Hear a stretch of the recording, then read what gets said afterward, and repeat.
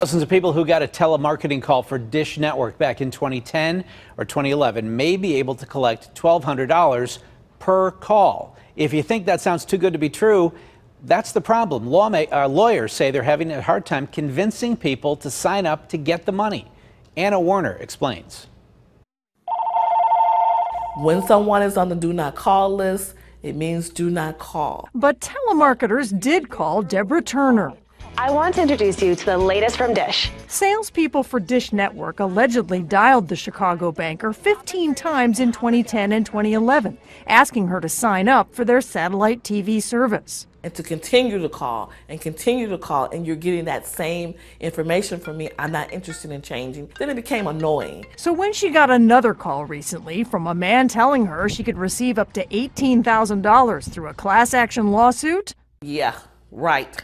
Is my first thought, right. Attorney John Barrett is hearing that a lot as he tries to contact a group of people who may be eligible for thousands of dollars each.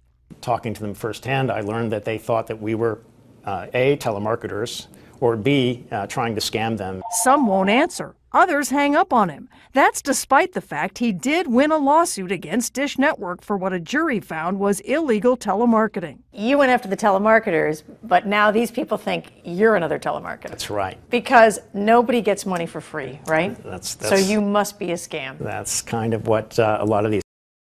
But it's no scam. The jury awarded $400 for each of the 51,000 calls made in violation of the Do Not Call registry. Not only that, a judge later determined Dish willfully and knowingly violated the law and tripled the damages to $1,200 per call. The evidence was that Dish Network knew what was going on, had the ability to put an end to it, but didn't.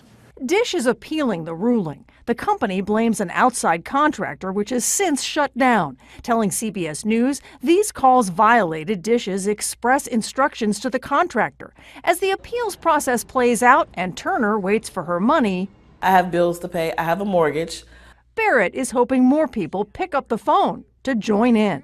We have an obligation to be standing up on the mountaintops, shouting about the result that we got in this lawsuit to try to reach the people that need to be reached. This lawsuit is in addition to a separate government case in which a court ordered Dish to pay a $280 million penalty. Now, to see if your phone number received one of these calls, you can visit cbsnews.com. Anna Werner, CBS News, New York.